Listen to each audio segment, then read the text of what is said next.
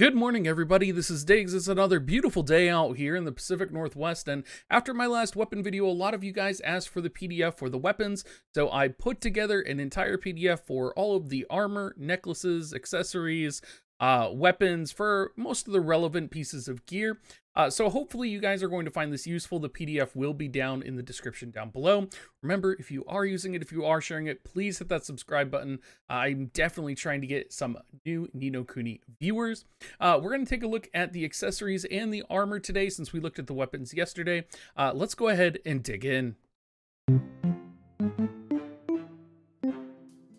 So one thing I want to note real quick is that I did miss out on a single weapon yesterday. The decimation bow was not actually something that I was able to find. I wasn't looking in the right place, and when I went in the codex earlier today, I actually found it. So you are going to be able to get the decimation bow potentially from the asterite chests.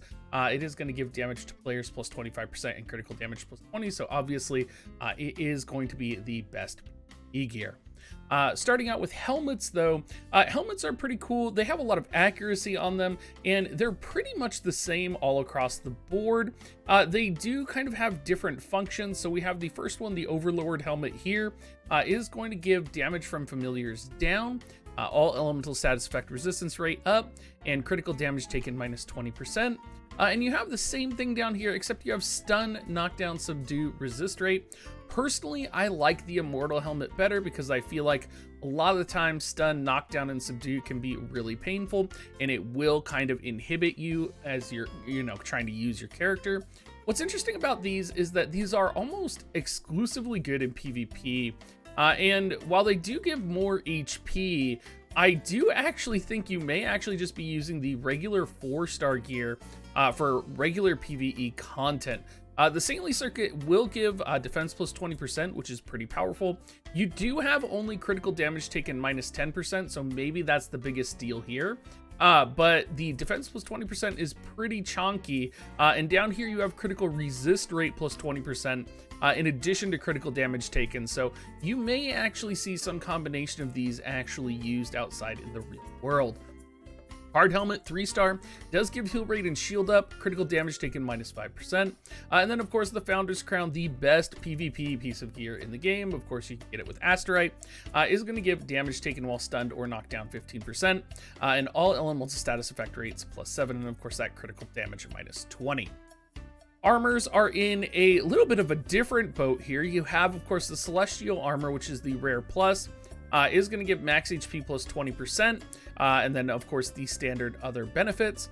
The Black Knight's armor is going to give crowd control duration 40%. Now, I think it's interesting that crowd control is classified differently as sort of the stun, knockdown, subdue.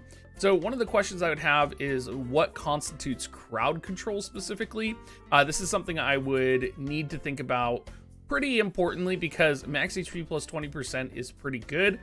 But if this did apply to like stun and knockdown, that's pretty good as well. But if it's more like just bind and kind of things like that, maybe I would rather still go with the Celestial Armor for that HP plus 20%.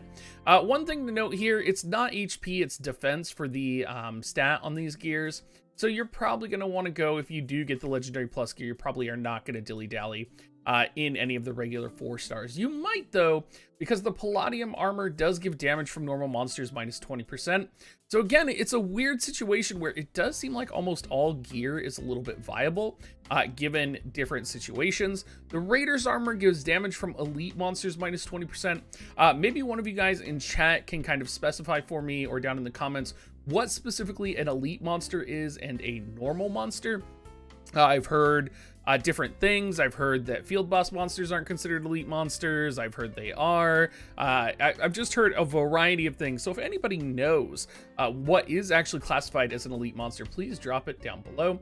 Strong armor, I actually leveled this a lot back in the beginning. It gives us flat out damage taken minus 5%, which universally is just pretty good. And then of course you have the Imperial Coat for PvP down here for damage from players minus 30%, which is very powerful.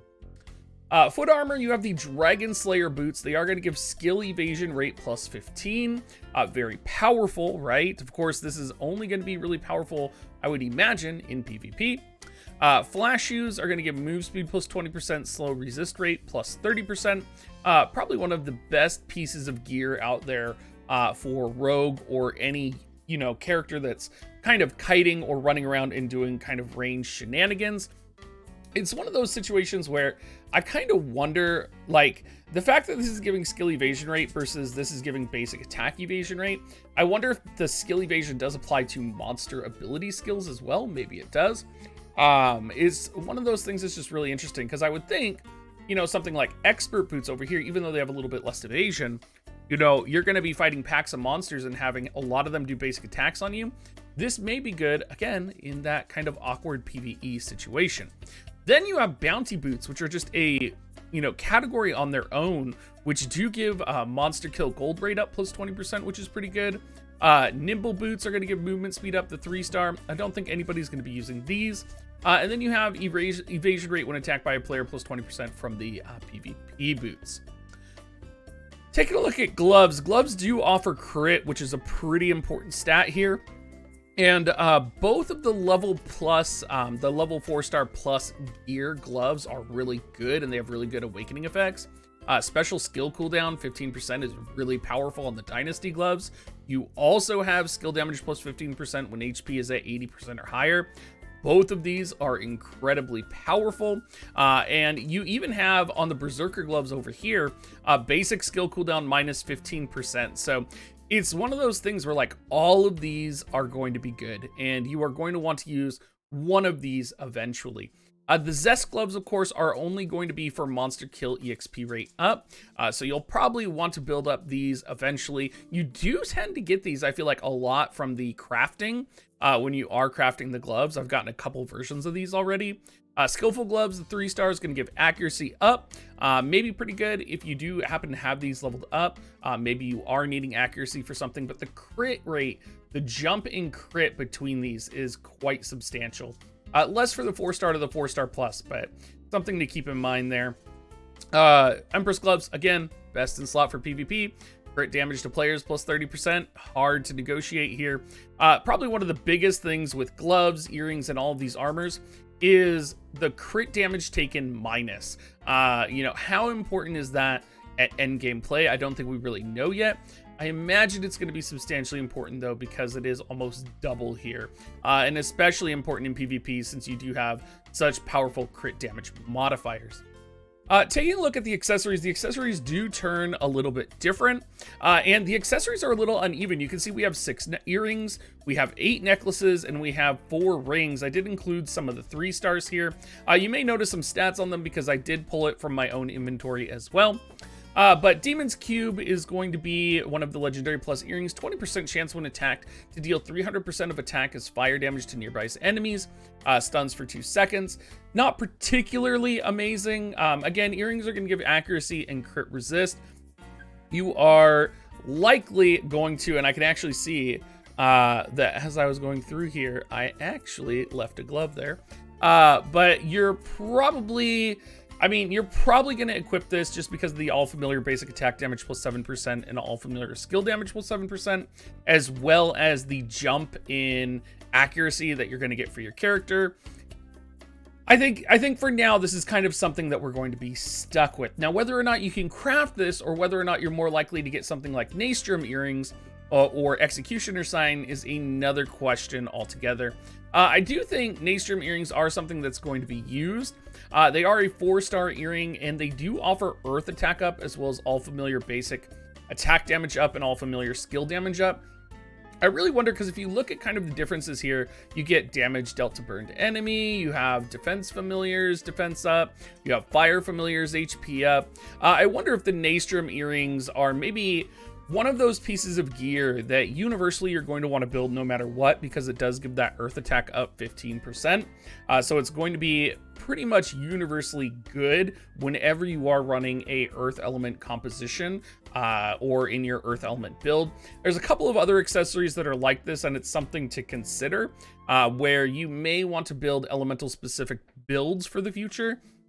Executioner sign, damage dealt to burned enemies up plus 10%.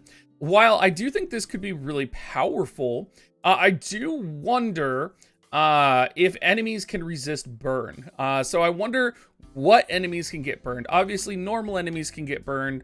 In PvP, players can get burned, but can, for example, boss enemies get burned in PvP?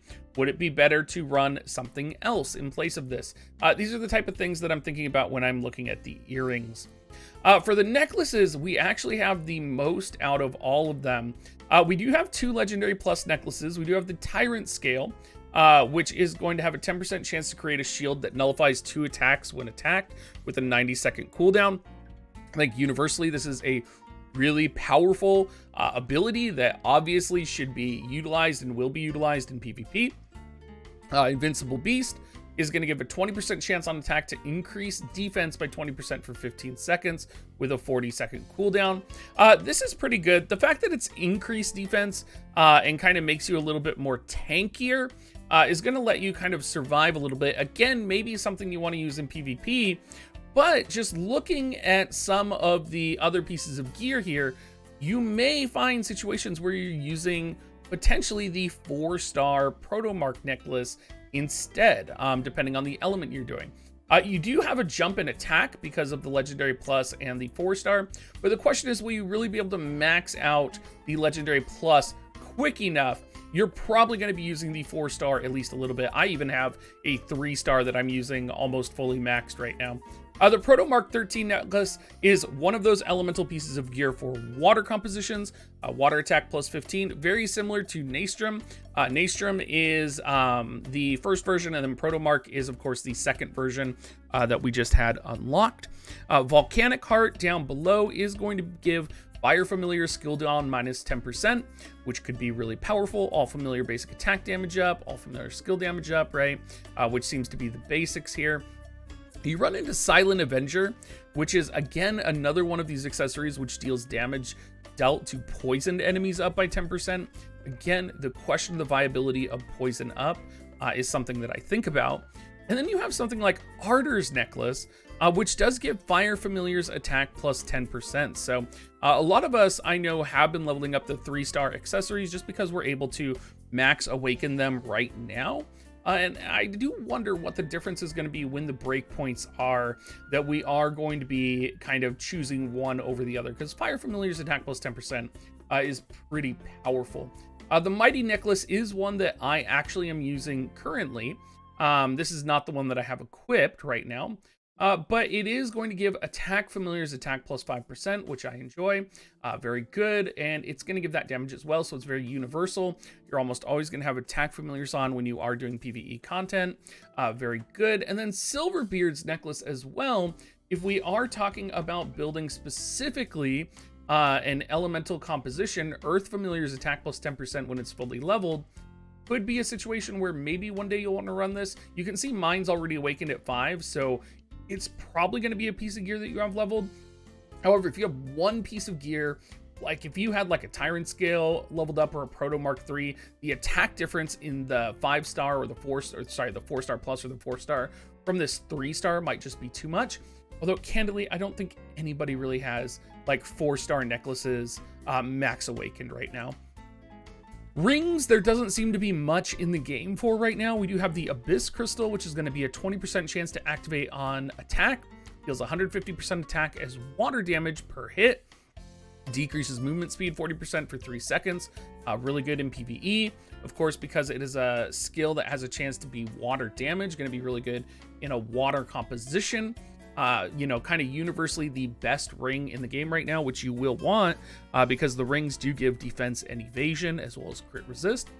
Absolute Zero, damage dealt to frostbitten enemies plus 10%, has the same issue that we talked about a little bit earlier. What qualifies as enemies that can be vulnerable to frostbite? Again, PvP, going to be very powerful. PvE farming, probably powerful as well. And then, of course, we have the Life Ring, which you can actually see I have awakened to 5-star right now. Some more support familiars HP plus 5%, all familiars basic attack damage plus 3%, all familiars skill damage plus 3%. The only reason I have this leveled is just for a lack of access to 4-star rings right now. I think most people are probably building their life rings just because they lack access to other viable rings.